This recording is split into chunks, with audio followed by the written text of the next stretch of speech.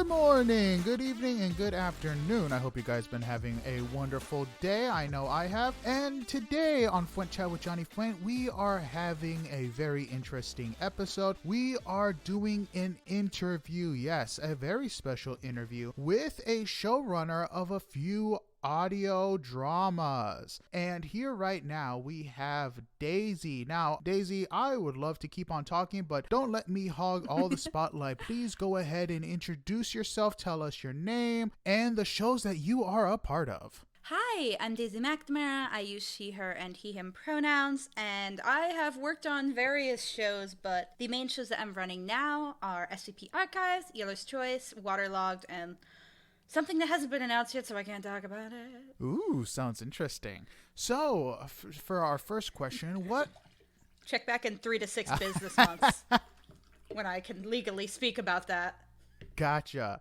So, what made you get into the world of audio dramas? I was working a pretty terrible job. I was a dishwasher on campus. This is my freshman year of college. And as such, you're allowed to have headphones in, but I wouldn't be able to change anything because my hands are soaking wet. So I needed to just put on something that would keep going. So I had seen someone recommending the Magnus Archives on Tumblr of all places and went, okay, what's a podcast? I don't know what a podcast is, but I need something to listen to. And I can just set it up to cue and go. So okay, whatever. And it turned out I really like podcasts. And then from there on, I got recommended SCP Archives by a friend who was also a Magnus fan and listened to it. And I was lucky enough that at the time they were doing a series of interviews, and one of the interviews said, if you want to get interested in podcasting, what should you do? And the answer was, just try it. And I'm like, well, screw it. I could try this. So I figured I'd do it once. I'd audition for something if I got in and record it, and that would be just a thing off the bucket list. And that was 4 years ago.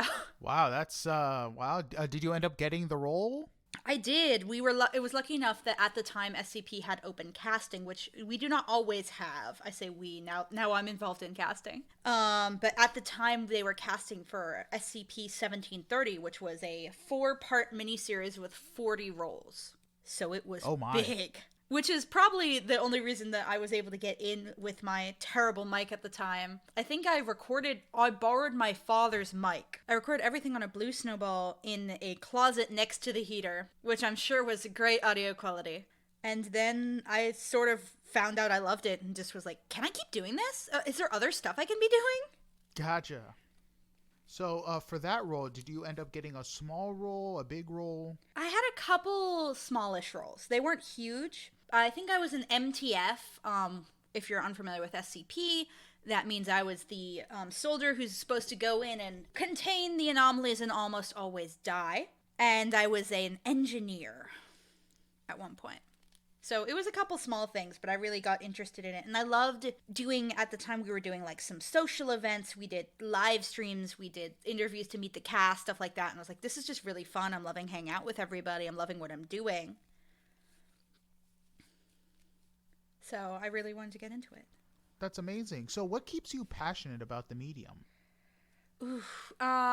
There's two things. One, audio is just something I'm really passionate about. I love the audio medium. Anytime I want to make something creatively, as a story, I want it in podcasting. I don't care about other mediums. They're fine, whatever. But I love podcasting because it can be, in some ways, it can be an equalizer in that if you have a good idea and the willingness to look up some stuff on YouTube, you can make a podcast.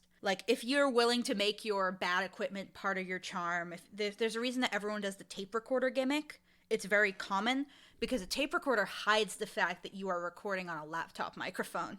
You don't need great audio with your tape recorder gimmick. You can work around what you have. And you also, there's a lot of creative freedom in that. You're not going to make $1 million probably, but you also aren't being told what to do as if you were getting, if you had a massive budget and you're coming from a company, they're going to tell you to make it appealing to corporate, to dial back the queerness, to make these characters everyman, stuff like that. Not always, but that can happen. In podcasting, you are answerable only to yourself, and if you have a good idea and a good story, you can find an audience, which is why it is so queer, in my opinion. So queer. I've actually never heard that word before. Or that phrase. Oh, it is the queerest place in the world because everyone can do what they want. So any niche indie creators and often queer folks who can't find footing in other industries can find a place here. And I'm seeing more of a push towards getting more creators of color having that same experience, because there has, as in all creative communities, there's still racism in the podcast community, but I've been seeing a lot of push towards getting more creators of color, more awareness, which is really great. That's awesome. I'm always, as a person of color, that's always happy to hear. What was the first show that you were a showrunner for, and how did you get that position? The first show I showran was Eeler's Choice, which I became a co-showrunner with my wonderful co-creator Lou, because we decided to make the show ourselves based on an idea I had at work. Again, working like mediocre to terrible jobs, great way to get podcast inspiration. I have gotten the inspiration for 3 separate podcasts working a terrible shift. So that's my advice. If you want to get into podcasting, work terrible jobs. But I had basically watched how people did show running. I had worked for my friend and boss Pacific for 3 years at that point and gotten a good hang of the logistics. So that was something I told Lou that I can handle the majority of the logistics if you will handle the majority of the writing, because Lou is a wonderful writer. So that got me into that. Gotcha. And then Pacific saw me doing that for Eeler's Choice, and said, that looks to be going really well. Hey, do you want to run something for me? And that's how I got SCP. Gotcha. So I'm not familiar with what a showrunner does in the world of audio drama. Is there like different methods for different types of shows, or how do you decide on what shows you want to be a showrunner for? So a showrunner, it's related to your producer. A showrunner is the person who handles your logistics. So, like, I will schedule casting. I will send out logistics emails. I will approve and review scripts. When an episode is finished, I review it and give it my thumbs up. Or I say, hey, maybe this audio isn't balanced super well. Oh, we've got a typo here in this script and it's carried through. Stuff like that. So it's pretty much very heavily logistics based, and I personally don't have too many different methods for different shows. It's just tailored differently. Like, if I'm working an anthology show, that changes the way I cast. If I'm doing something that records synchronously versus asynchronously, that changes things too, where, like, if I'm doing synchronous recordings, that means I have to get everyone's availability, and I have to make one as good. If I'm doing asynchronous recordings, I don't need to worry about that. Get your audio in by this date, that kind of thing. So there are different methods based on the format and style of show I'm doing, but the overall thing is pretty similar. Gotcha. So what you're telling me is, if I want to get casted on SCP, I got to be really good friends with you. You've got to be best friends with me. This is actually something I have to do if someone is a friend of mine. I will not review their audition, because I will be too biased, where I'm like, I want to hang out with the homies. This is also a great way to make friends. If you are friends with people in the podcast industry, the way you hang out is, should we make a podcast together? That's awesome. It happens to me more often than not. So have you ever had to back out of a show? And if so, why? Not necessarily. I have had to basically let shows go dry, where I'm like, you know what, this idea isn't working right now. We don't have the time to work on this, and I've got to take time away from it.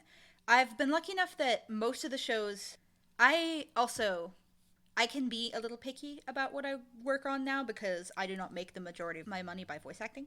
But the only shows that I have backed out of that are not shows I was working on. They were shows that were offered to me to work on, or stuff that the subject matter that is covered is stuff that I don't work. Like, I have very minimally worked on The Dead for Bloody FM, which is a great show, and it's amazing. And if you love zombies, you should listen to it. I can't do zombies at all.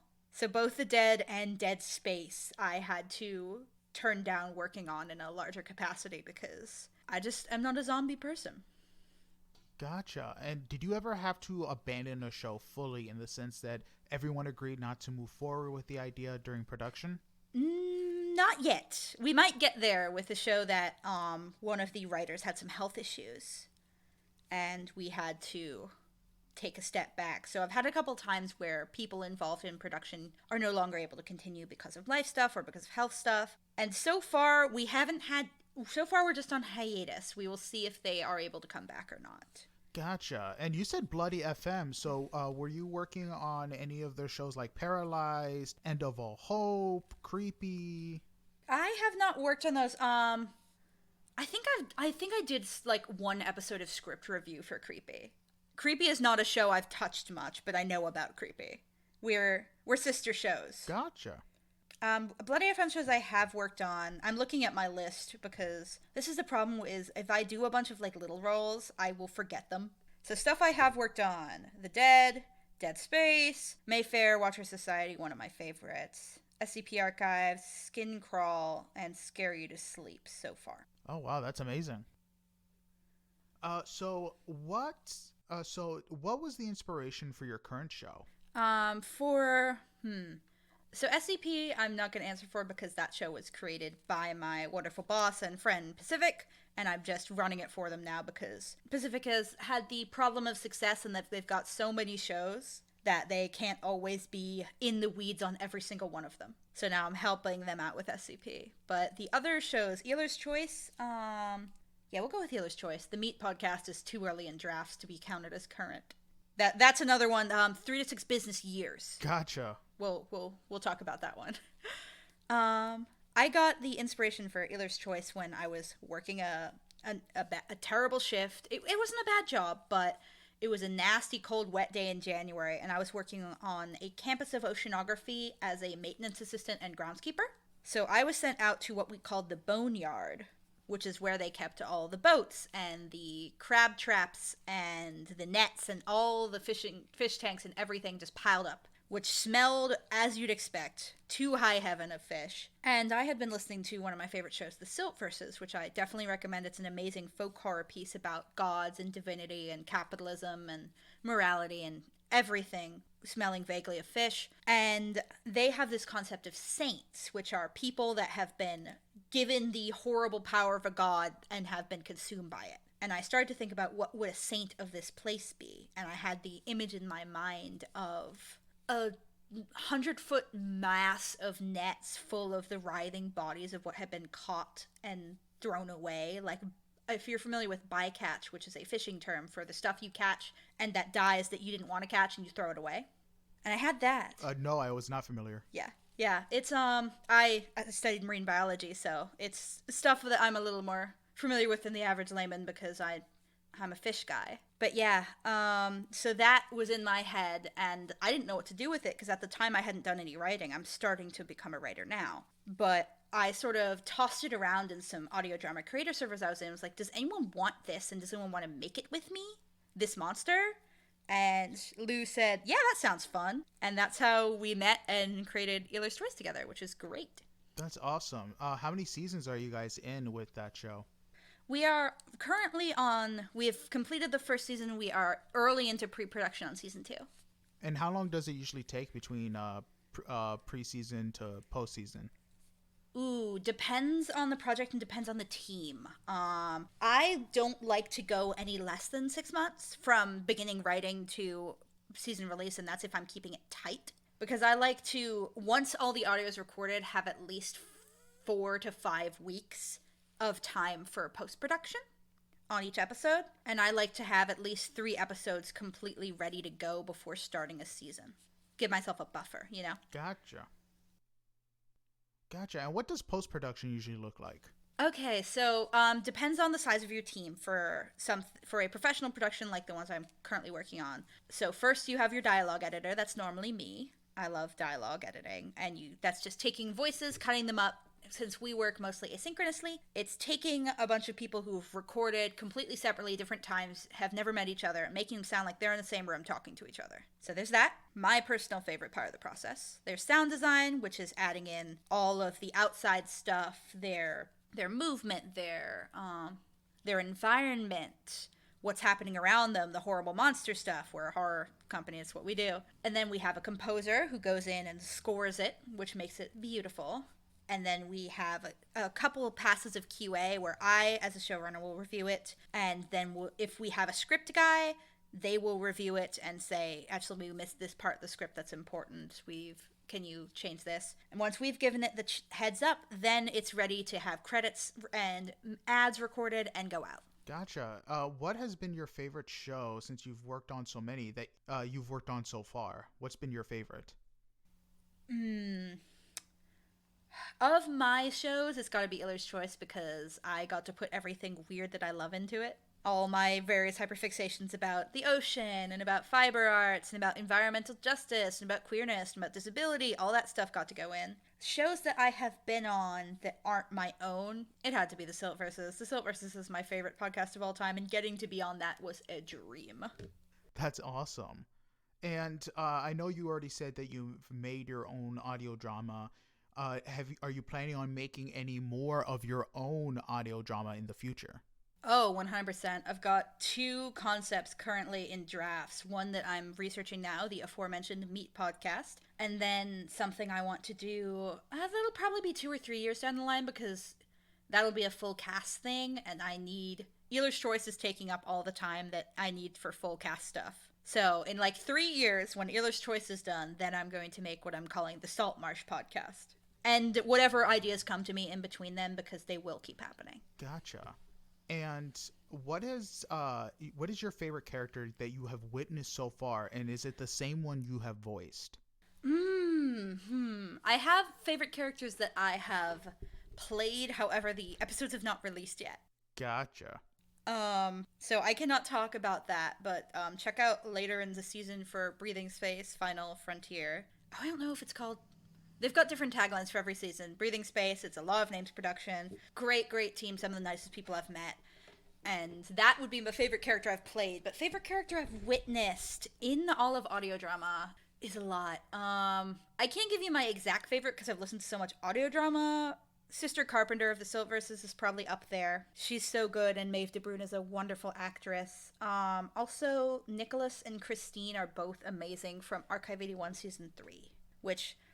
Okay, I liked Archive 81 Season 1 okay. I like Season 2 better. Season 3 is worth listening to all of them, but if you're only going to listen to one, listen to Season 3. It's worth it. Some of the best audio fiction I have ever listened to. I definitely agree. I'm hoping that they come back because, I mean, I feel like the last season left things open-ended, and right? I was hoping that the Netflix one would pick up, but sadly it got canceled after 1 season.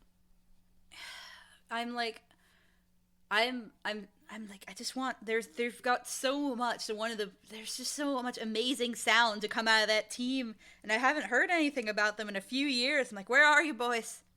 I need your audio fiction. What are you making? What's Dead Signals up to?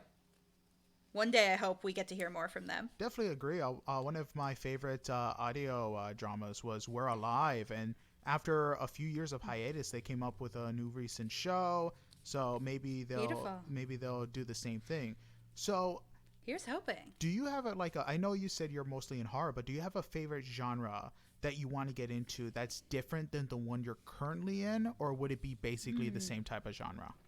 I'm a horror person, so anything with a horror twist is stuff I would want to do. I would like to do more sci-fi horror because I've done a lot of folk horror is one of my favorite things. So folk horror and fantasy horror are stuff that I have made.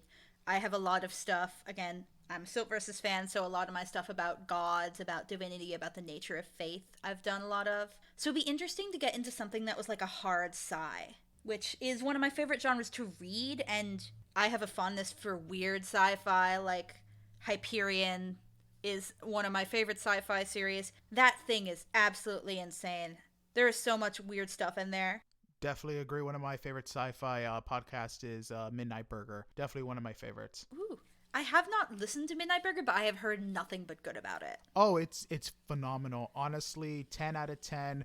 I am waiting for them to get back. It's beautiful. Beautiful. Love that. Oh, yeah. So you probably get this a lot, but is it easier to edit these episodes that people make, like putting the sound effects and putting them in a show with the voices? Like I've talked to a few people who aren't in the audio drama. They're like, oh, it must be easy putting all this together. Oof. It is. If it was easy, they wouldn't pay me the mediocre bucks.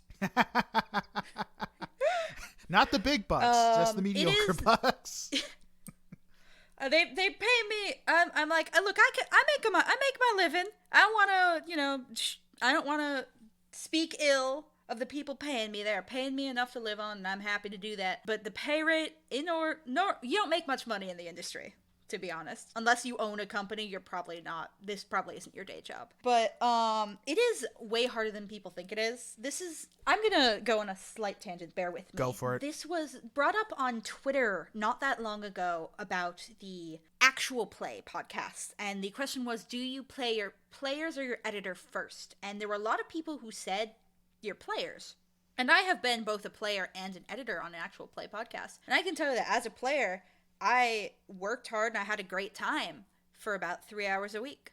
As an editor, I put in like 12 to 20, and it was hard work.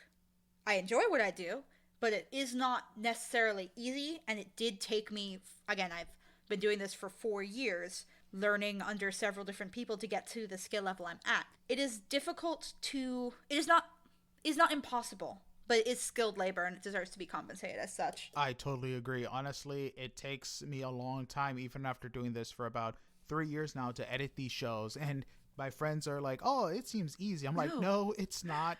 It's really not, especially when they update the dang audio stuff, and then now you have to take a look at what they've changed, see if they've edited something that you've liked. It's insane. But I'm learning sound design now, and it took me and I'm very much a rookie, and the sound design I've been doing has been pretty simple, but I think it took me it must have taken me 6 hours to get 10 minutes of audio from recording it myself and doing the dialogue edit and then doing the sound design. I didn't even bother with composing. I haven't mixed it at all. I'm just throwing together sounds for 10 minutes. And you'd be faster if you're better at it, but still.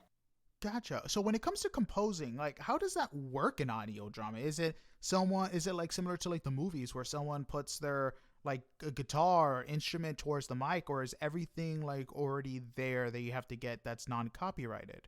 So I've never been a composer, but some people use real instruments, and often most of the people I've worked with have used instrument packs in their digital audio workstation of choice. So they will listen through it, look at the scene, look at the beats, and then write music around what would best serve the scene, adds the dramatic moments. And it adds so much, by the way. What was it? I think it was some composer. I remember hearing about it in an interview with Rusty Quill, who said good music is invisible. So you should notice when it's not there, but when it is there, you shouldn't be pulled out of the scene by it. You should just have it be a part of your experience. So it's coming up with a way to make something that enhances the scene that you're listening to, while also intentionally not being so noticeable that you are taken out of that scene, which is a really difficult balance to strike. Very good composers like my friend Lou, Dana Kreisman, who I've worked with a lot, Matt Roy Berger, who is an amazing composer for Bloody FM right now, I've worked with on a couple seasons of stuff, are able to strike that balance. That's amazing. I know one of my favorite shows that's actually by Rusty Quill is Old Gods of Appalachia, and they definitely work that balance so well. So I just good. watched the latest episode from March 7th, and I'm waiting, okay, it's been a little bit. Give me more. They released an episode tonight, but or at least for patrons, I'm a patron, but I had to do this, so I have not listened to it, and I need you to know the sacrifice I made. Oh yeah, I've actually been a patron whenever I could pay, of course, and their bonus episodes are just phenomenal. I mean, I've been patrons from other audio dramas, and the amount they give you as a patron is insane. It's ridiculous. I think they've got 30 or 40 episodes of bonus content on their Patreon. If you are an Old Gods fan and you can spare the script, it's definitely worth it. And personally, love the work of Stephen Cam. Would love to work with them one day. Hey, call me. Same. My email is on my Twitter. You can get it. Reach out to me. I want to work with you. Same. Honestly, it's one of my dream jobs to work with Old Gods. Heck, I don't even care if I'm paid. If I can voice one of their entities or a character that pops in, I'll do it. That's me too, where I'm like, look, I know that you're only hiring Appalachian talent, and I respect that, support your region, but if you ever do anything that doesn't need Appalachian talent, I'm around. Yeah, I definitely feel, especially when it comes to, I remember when I saw that Fool and Scholarly Productions was posting an audition. I'm like, oh, are they? Yes, I can do this. And they said it's basically European accents or Not European me. descent. I'm like, no, come on, give America some love. I can try to do a European accent. Like when I try to do a British accent, I've been told that I'm as good as Dick Van Dyke, and for a while I thought that was a compliment. Here's my casting director tip from me to you and to everyone who listens to this. Unless someone specifies that they are okay with people using their non-natural accents, do not try, because this is something we've had happen a lot with, we've recently run some casting calls for UK people, and people would audition who are not from the UK, and I will just put you on my list of cannot read basic instructions. If you're an American, you audition for UK roles with your American accent, I will just assume you can't read. Understandable. I mean, I've seen, I've like looked at people who are like, oh, I'll just fake the accent. I'm like, it says it right there. Yeah, no. Like if they're like, we will specify if you are allowed to put on an accent or if you need to have that naturally in your repertoire. But I'm like, because I have a consultant who will review UK accents for me and say, this person's from this place in, I don't know, the Black Country. And so the this region. Is accurate. Yeah, this region. And this person is an American doing the worst Irish I've ever heard. And I'm like, oh, is that why I thought it was a really weird Welsh? Yeah, the Welsh are definitely difficult to understand. Lovely accents, the Welsh. Gorgeous. So one of my friends is Welsh, Faye Roberts, famous for the Magus Archives, actually, who does a Cardiff accent on that show. Gorgeous voice they've got. That's awesome. Accents are really fun. I remember I met somebody with a South African accent, and I was like, is that British? I was like, it sounds like it, but it's not. Mm-hmm. Yeah, it's so fun to learn new accents, especially when in the industry that I work in, I get a lot of similar accents because you're trained out of your accent when you are trained to voice act. I had a friend amazing voice actor who is Dutch and has a very strong regional Dutch accent. And they were told that unless they're like, you're an amazing voice actor, we want you to take these next advanced classes. But you need to drop the accent immediately. You need to not talk like you were. And they said, no, I'm not going to do that. And they left, which all power to them because that's a classism and we don't stand for that stuff. But when I hear a really lovely regional accent, it just makes me excited. That's something we did with Eeler's Choice, was casting for accents that aren't particularly common in audio drama. Like, if you have an accent I've never heard, I want it. One of our leads has a Newfoundland accent. Gorgeous. I've never heard anything like it, and it's such a lovely vocal pattern. That's so cool, especially being able to meet new people from different regions and learning about their history. Mm-hmm. Yeah, so we also had to go with people who are related to each other don't need to have the same accent for the sake of that. Like, we have Faye, who is Welsh there. We have Shads, who is from Newfoundland, who is related to and raised to someone with a Kentucky accent. And then we have twin sisters, one with a Philadelphia accent and one with a Serbian accent. That seems interesting. And it's fine. We don't worry about it. The answer is magic. No, that makes sense. It's a magical world, and I will take no criticism. Like, whenever anyone asks the like world building question, Lou is coming up with reasons it could happen. I'm like, because I said so. The best type of answer. My agent said I would only be asked questions about my upcoming movie. I'm sorry. I just refuse to answer. I won't do it. Gotcha. So, curiosity here. Do you think it's easier to write the show or edit the show? Like, which one is harder in your opinion? So, for me, writing is pretty difficult because I'm very new to writing. If you're asking me if it's easier to, like, write it or to do all the post-production stuff, my instinct is that probably the post-production because of the levels of people who are involved. I would honestly have to ask someone who does it all, like my friend Kale, like my friend Lou, who will write it and record it and edit it and sound design and do all that stuff together. Oh, my.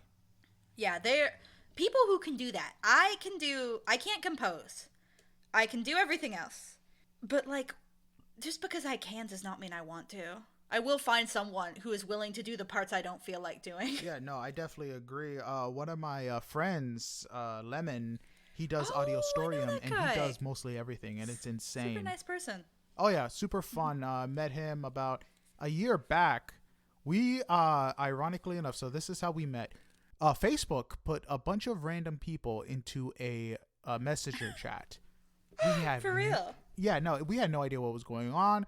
We met, we hit it off. I got casted in his one of his audio stuff, so I'm supposed to be coming back, so we'll see what happens. So I'm definitely excited Beautiful. to be a part of that show because Landon is an awesome guy. So I have interacted with him only a couple times. He said very nice things about a friend of mine on Tumblr. So obviously, I was predisposed to like him, and then it turned out that we are on the same show and ran into each other. So, I have not interacted with him much. Seems a really nice person. Oh yeah, super fun, super fun. So another question is, what are some on same subject actually? What are some of the amazing people you've had the pleasure of working with within the world of audio dramas? I've worked with a lot of people. I've been very lucky. I've worked on I think 30-something shows in various capacities, large and small. If I'm going to do some of the highlights of the people I've been working with recently I've really liked, obviously, I've talked about Lou, I've talked about Dana, I've talked about Matt, I've talked about Kale a little bit. Kale, who is a wonderful creator and a wonderful person, Kale Brown, who, if you love if you like weird cyberpunk and talking about disability and people have always been people, check out Sinkhole. Great show. Love that. People who I'm trying to think of a specific category to narrow it down. People whose work I've admired. I've later gotten to work with Tanya Miljevic, who is now one of the leads on Eeler's Choice, and who I actually looked up to when I was starting audio drama. She gave advice in an interview about how to audition properly, and I have used it religiously ever since. Binar of the Slitverses, of now Bloody FM shows, also a writer. Find their stuff on Amazon. Super cool person, one of the nicest people I've ever met. There's a lot of people. Everyone is so cool and everyone is so nice. If they're not nice, we don't tend to hang out. So most of the people I have gotten to work with are the best. That's awesome. And I mean, that's what you want. I mean, I know a bunch of directors who get slack for hiring the same people, but it's like, if they like them and they're super nice and they get along, why not? If you have a reliable team that you know they will give you good content and you work well together, I'm not allowed to pick favorites. I will not choose favorites when I'm casting, but if I'm creating my own production team, I know who I can rely on. Exactly. And that will work together. Ash of Law of Names Productions, I didn't mention, but Ash of Law of Names, one of the coolest creators and nicest people I know. I know that I can rely on him for anything. That's awesome. So, what are some of your favorite audio drama shows? And I will make sure to say that you are not a part of. That I am not a part of. So I can't talk about the Slitverses because I am on that one. That is my favorite show. Archive 81, and Old Gods of Appalachia I've talked about. Hello from the Hollywoods I've really enjoyed so far. I think I'm like one season into it. It's quite good. I'm gonna pull up my podcast, or what have I been listening to? Sinkhole I've talked about a little earlier. I have been on that. The White Fault is great. Oh, I just finished their latest episode today. I have to listen to Goshawk. I haven't listened to any of their stuff since end of season 5. The Kingmaker Histories is really fun. I was on that too. Tales of That Town. Oh, I get to talk about Tales of That Town, which is my favorite podcast of all time, which is just a fun romp where Jesse, the creator of it, has described it as what would rednecks do if kudzu became sentient, which I thought was a joke, dear listener. With who became sentient? Kudzu. It's a invasive species in the South. Interesting. It's very, very fun. I love Tales of That Town. It's the show that I put on when I need to put a smile on my face, and it works every time. That's amazing. Like some of my favorite shows, of course, The White Fault, Old Gods, Redwood Bureau, Midnight Burger, The Riddler, Secrets in the Dark. Mockery Manor was a recent one that I got into. Absolutely love it. But yeah, some of the I like a good variety of shows. Definitely very fun. But yeah, it's just so many to pick from, especially since a lot of these productions are indie productions, so they're pouring their heart, they're pouring their soul into their art. Yeah, exactly. There is a difference when you can make a project because you are passionate about it versus when you're making a project because you're working to a brief. And I don't want to speak poorly of working to a brief. A lot of the projects that I've worked on that pay my bills are stuff where it's our client comes to us, or we go to the client and say, I have a great idea for a show based around X property, based around your work. Mayfair Watcher Society is based on the works of Trevor Henderson, one of my favorite shows I've ever worked on. Super nice guy, Trevor. Love him. Super cool. If this is how I always describe him to people who might not know the name, he's the Siren Head guy. So really? Oh yeah. If you like his art, we have a podcast which is currently, I actually have written for this upcoming season, which is currently in production on season 2, but season 1 is out now and is one of my favorite shows I've worked on.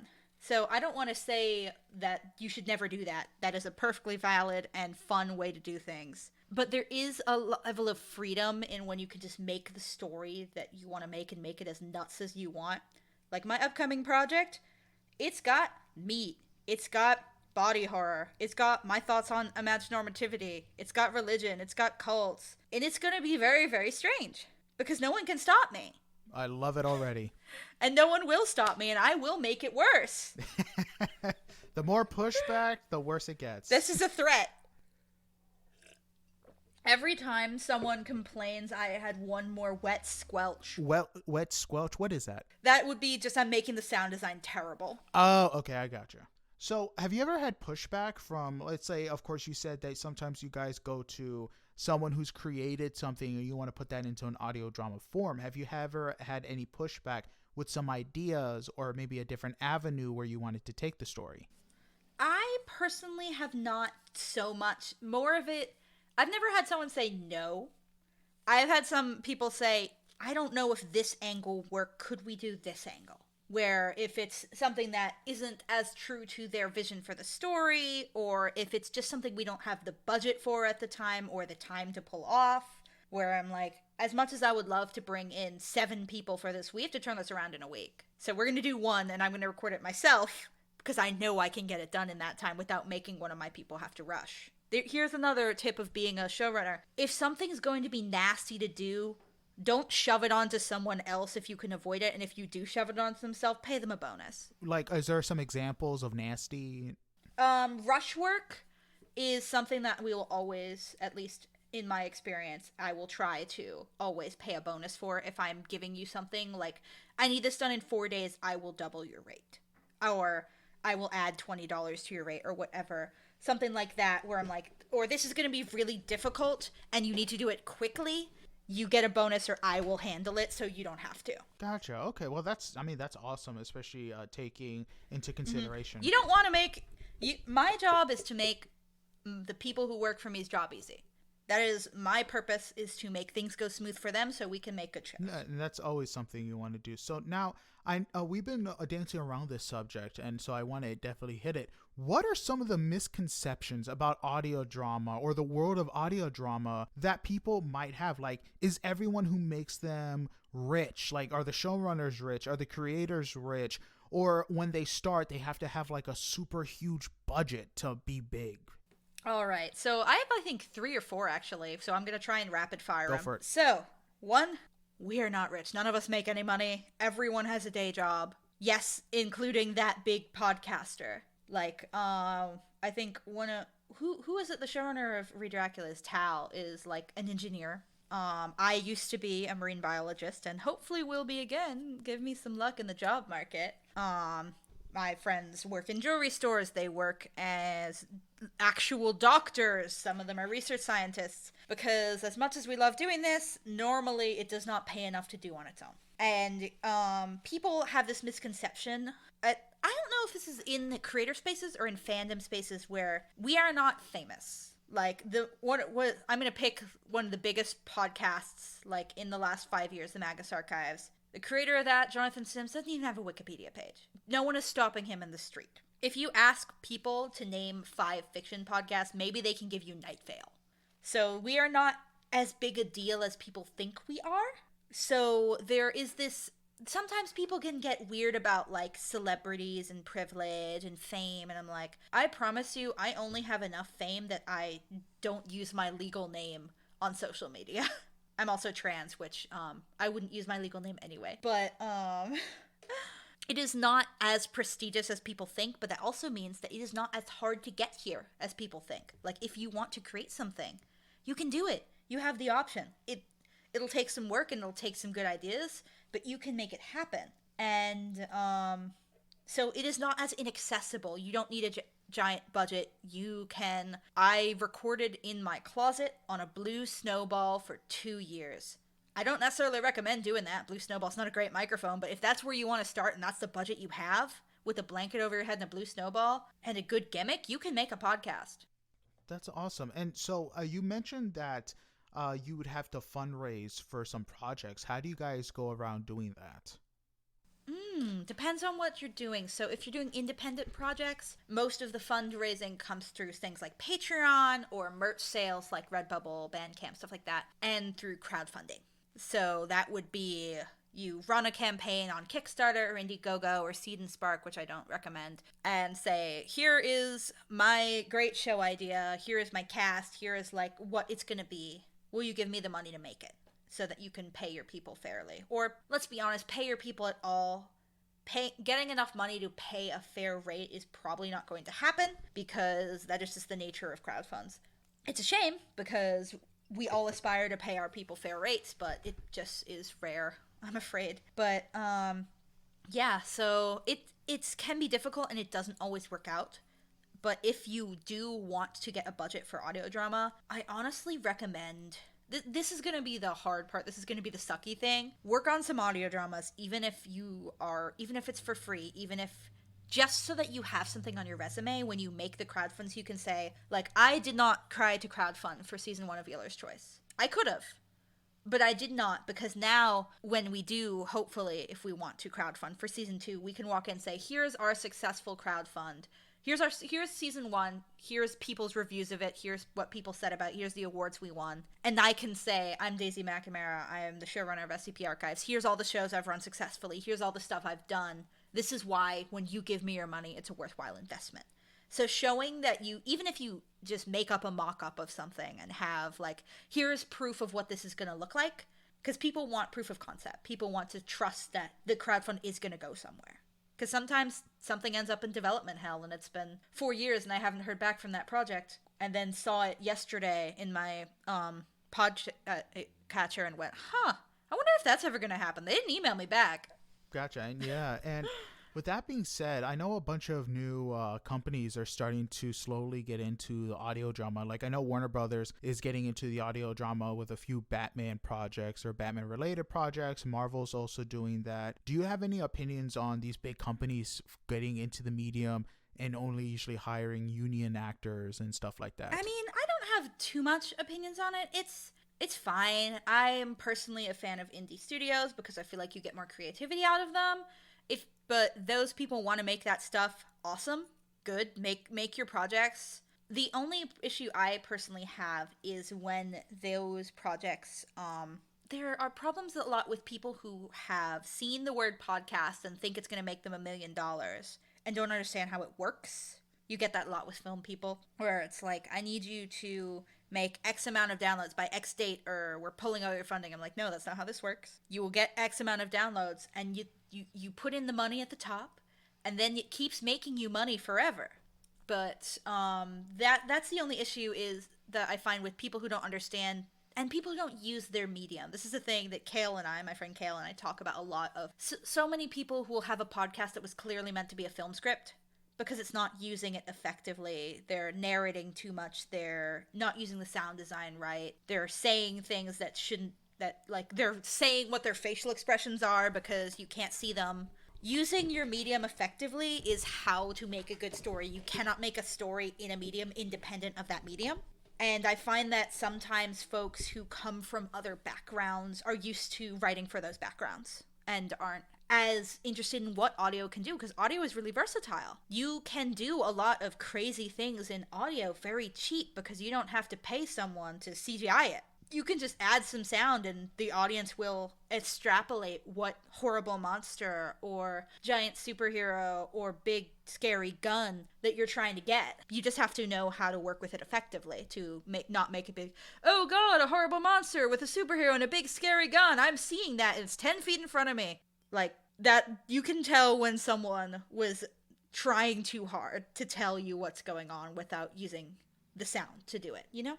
Yeah, no, definitely. I definitely understand that. Now, what advice do you have? I know you've given some advice, but what other advice do you have for others wanting to get into the world of audio drama? Be nice to people. That's a big one. And I'm actually going to elaborate on that because I feel like saying be nice to people is just really, really condescending. The way that I have gotten where I am is by being easy to get along with and being willing to try anything. So I learned how to audio edit because I wanted to help out a friend of mine who was making an actual play podcast that I was on, and because I wanted to learn the skill. So I was like, I will audio edit for you if you will teach me. Awesome. And various things of I've never done script review, but tell me what to do and I'll do it. I've never done sound design. Tell me what to do and I'll do it. I've never showrun. I've watched you do it. Tell me what to do. So that is just based on being friendly, having people like me enough to say, hey, are you interested in working with me on this? Be nice to people and have a good work ethic. I'm stealing advice from Jesse Hall here, who has given this advice before and is right. Be nice to people, have a good work ethic, and be willing to try new stuff. If you've never sound designed, give yourself something simple to start with and try it and see how it works and if you like it and if you don't. If you've never written something, listen to a lot of podcasts to see how they're written. That's also another piece of advice. Listen to a lot of podcasts and try and pick apart how they work. Because if you're like, okay, we'll say a character has walked into a room, picked up a glass of water, had a sip of it, and put it back down. So you can separate that out and like, oh, I hear footsteps, I hear a sound of a clink of a glass, I hear a slurp, I hear a clink again. What just happened? Being able to take it apart and understand why it works the way it does is really helpful. And make your own thing. You learn so much about podcasting by doing it. If you have an idea or you have a buddy with an idea, make it. It might not be good. Probably the first thing that you make isn't going to be very good because you have to learn how to do it. Don't be afraid of that. Don't get so caught up in making something that's really good that you don't make anything at all. Just make some stuff, try it, see how you feel, and then go out into the world. Try some new things, get in some podcasts, have a good time with it. Don't take it... Oh, one last piece of advice before we move on to the next thing. Don't get too heartbroken. Because I have been doing this for 4 years and I have a pretty substantial resume, and I make maybe 10% of the auditions I go for. And so much of that isn't even about your talent as a person who's cast. Sometimes your voice is a little bit too deep for the actor I want to pair you against. Sometimes you are I've heard 3 people with your accent already in this, so we can't use more of that accent, no matter how talented you are. Don't take it personally and don't get discouraged, just keep trying. This is Tanya's advice, which I still use today. If you're worried about an audition, pretend you never sent it. Record it, don't listen to it, don't cut it, nothing. Send it in, pretend you never sent it. If you get the role, great. If you didn't, you never sent it anyway. So that was a lot of advice, but, I have a lot to say. No, that's really good. You definitely want a lot of advice so people can absorb it and learn from that. Yeah. And if people do want my step-by-step guide to how to make a podcast, I do have one. Reach out to me. I will give it to you. I am happy to advise. I have it written down in 4 pages with bullet points. That's awesome. And I do have another question. Have you ever been, I know we talked about Archive 81. Have you ever known a show that went from a podcast to a TV show, or a show you've been a part of that has done that routine? Not a TV show. I have been on a show that was turned into a TTRPG, which was The Slitverse, my beloved. But I have never been... I didn't even know they had that. Oh, it's great. I'm actually playing Benar, who plays Brother Faulkner, and is also written for the Slitverse TTRPG, is running it for us, a couple of our friends. And it is some of the most fun I've ever had playing a TTRPG. We played for 4 hours and then spent half an hour gushing about how much fun we had. That's awesome. It's very well done. That's awesome. Highly recommend. I think it's Gabriel who's one of the writers for that. I just know he said nice things about Eeler's Choice, so... That's the only reason I remember which writer is which. I'm sorry, Gabriel. I'm sure that you're an amazing writer, but I just remember that you were nice to me. So I guess the other writers, you have to be nice to her even more. Yeah, you have to be nice to me, and then I will gush about you on interviews. So this is the bargain. So lastly, what can people expect for the upcoming season of your show, of your next show, or any episodes of the shows you're currently working on? Eeler's Choice is going to be more eels, more magic, bigger. It's going to be larger scale, which is very exciting. SCP Archives, I can actually be more detailed about because our next season will be coming out in, I believe, like 6 days. Oh my, that is close. Uh-huh. So we have announced this already, so I can talk about it. We are doing the ABCs of Death. Like the movie?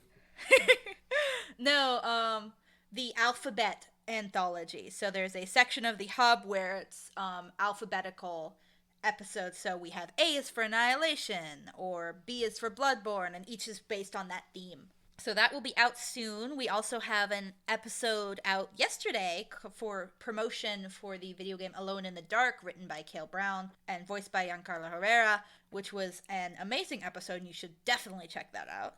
But if you're looking for more seasons of SCP, as I get about once a week, someone asks me when there will be more SCP, and I can finally say the date instead of saying when it's good and ready, is coming out next week. So give that a listen. It's going to be great. I've been working very closely with the team on it as a showrunner and as dialogue editor. And we've got some really good stuff coming up. Some of it gave me chills. Some of it, I think at one point I listened to one episode and I texted Pacific, that was amazing. That was so good. I never want to listen to this again. Because it was so scary. It got me, who makes her living off horror. So if you want fear, you're getting it this season. Oh, that's amazing. So I know I said that was the last question, but I did have one more that just popped up. Go ahead. Have you guys ever seen, especially working on SCP, some of the other SCP mediums on YouTube and stuff like that? I know one that I actually came across was from Evan Royalty, and it's just, I believe some of it's like CGI, and it's insane how amazing it is. There's some amazing SCP content out there. I haven't trolled too much. I read the wiki, and SCP Josie, I played a little bit of, which was a game that had actually some of our actors and our, at the time, composer working on that game. But there's like some amazing stuff. The art I see, the stories I see, the video games. Everyone keeps talking about wanting SCP TV show. I don't think we're getting one, but I think it is a matter of time before someone puts one on YouTube. Let's be honest. If it doesn't already exist, which I'm 90% sure it does. Like, the amount of creativity in the community is amazing. It's really cool to see. And it's interesting because some, in the past on the wiki, it was a little more, I think Jesse called it draconian. So seeing people opening up and trying new things and doing crazy stuff with it is really fun. I love to see it. I love to see creativity just blossom, you know? That's awesome. Well, everybody, that has been our interview with Daisy McNamara, and that's it for this week's episode. I hope you guys enjoy. We're definitely going to give you some more interviews in the future, but if you haven't already, like, subscribe, tell your friends about this podcast, and of course, you just heard a bunch of other podcasts from Daisy, so definitely check those out. Thank you. But yeah, it has been a pleasure, Daisy. Can't wait to talk to you some more, and hopefully you come back on this show to talk about some of the other podcasts that you're a part of and maybe some other advertisements as well. Woohoo. Thank you very much for having me. Yeah, no problem. All right, everybody. See you later. Sayonara, and have a good one. Goodbye.